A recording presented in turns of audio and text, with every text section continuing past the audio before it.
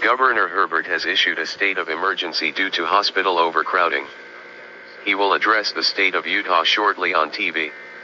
COVID-19 is spreading rapidly and isn't showing signs of stopping. Hospitals are nearly overwhelmed. Masks are now mandated statewide.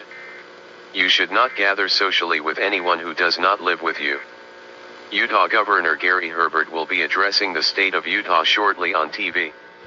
Visit coronavirus.utah.gov to learn more after his address.